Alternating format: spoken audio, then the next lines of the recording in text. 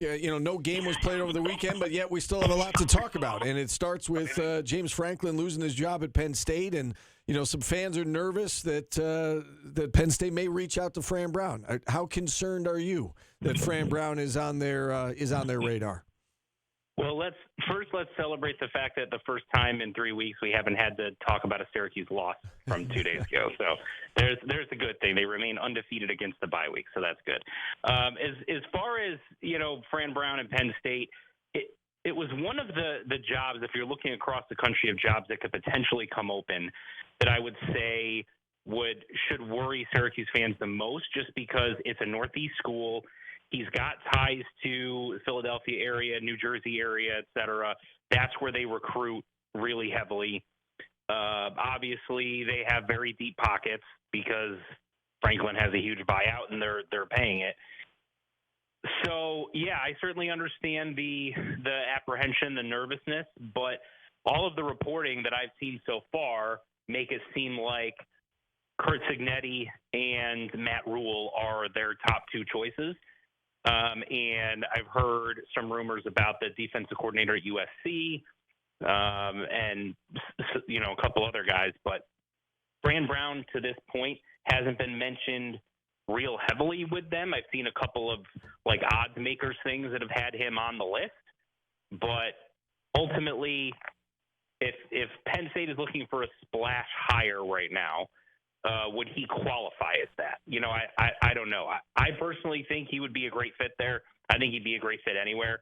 I think really highly of what he is as a head coach and program builder and the things that he's done here so far.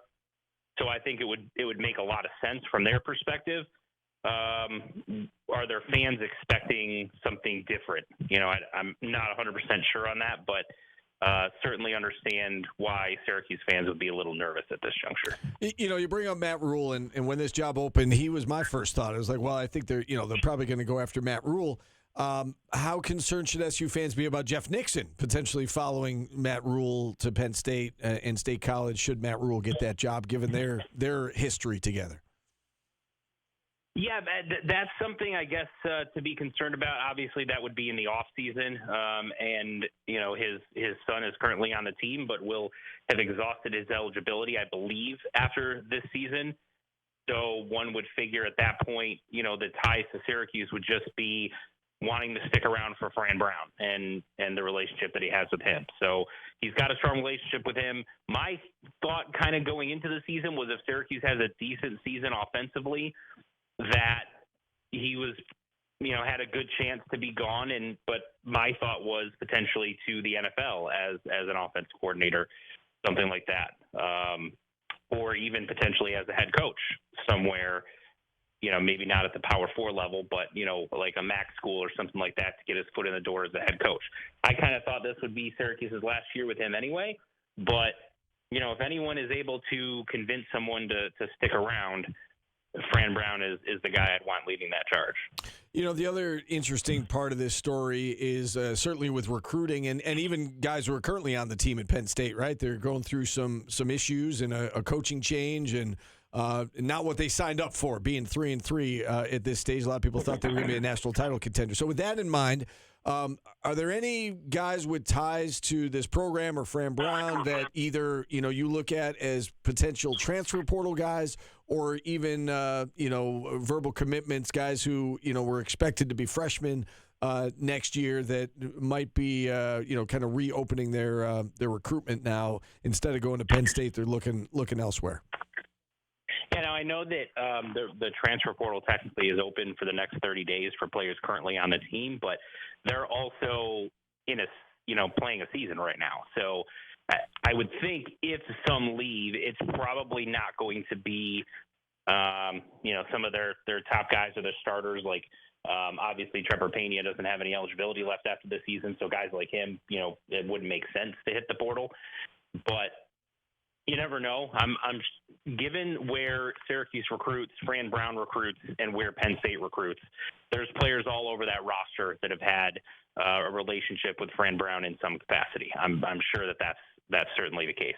My main focus has been on recruiting in terms of players that are currently verbally committed to Syracuse. Now, we know that there is a class of 2027 wide receiver named Khalil Taylor who had been committed to Penn State. He decommitted shortly before the firing of James Franklin, and he is visiting Syracuse this coming weekend for the game against Pittsburgh. So he's one, obviously.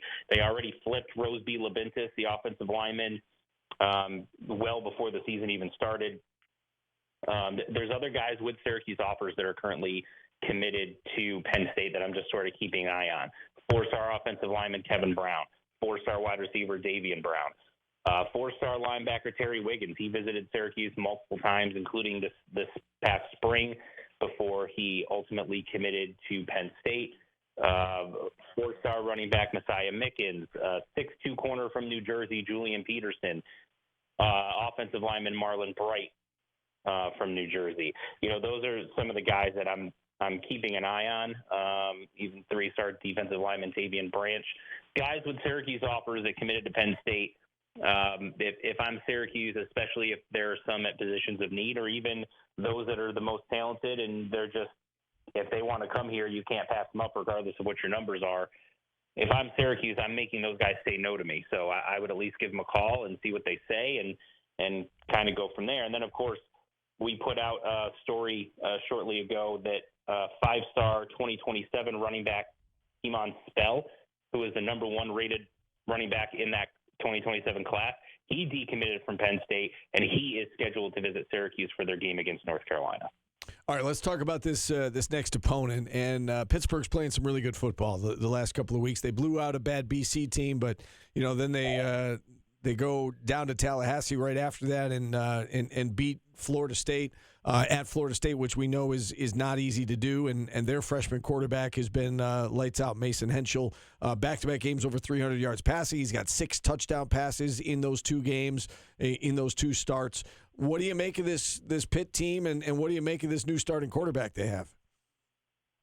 Yeah, he's certainly playing at a very high level right now. You hope, if you're a Syracuse fan, that he can come back to earth a little bit, right, in this game, even if he kills it the rest of the year, but maybe have one of those freshman moment games where he throws a couple of picks and doesn't have, his greatest outing. That's certainly what you're hoping for from a Syracuse perspective. But the fact that he was able to do that on the road in a hostile environment like Florida State, even if we think Florida State was a bit overrated after that win against Alabama, and they've certainly played that way since then, it's still impressive as a freshman to go on the road and win a game like that. That's extremely impressive. Defensively, Pittsburgh always seems to be good with Pat Narduzzi there. They've been good almost every single year that he's been there. And they always run the ball well. They always seem to have talented running backs. So when you've got a quarterback that's playing at a high level, that makes them an extremely difficult team to match up against. And that's what's coming into Syracuse, a hot team that's very confident and does a lot of things that have plagued Syracuse that have caused them some issues in the past couple of weeks, stopping the run, playing really good defense, things of that nature. Were you surprised to see that it was a double-digit spread when it opened? Not really, because I think Vegas is of the mindset until I see the Syracuse offense do anything, I'm not really going to expect anything. Now, perhaps the fact that there was a backdoor cover last week, but I think most consider some of what Syracuse did in the fourth quarter kind of garbage time, meaningless, putting up some minor numbers to make it look a little bit more respectable than what it was. I personally think that game was a lot more competitive than what you would think before that fourth quarter. I thought Syracuse was a couple of plays here and there from it really being competitive and interesting down the stretch. So you're hoping that with the week off, Syracuse can correct some things, that Ricky can continue to gain some confidence and within the offensive system and with the coaching staff, and they can all get on the same page, and you come out and have a much better game Saturday night.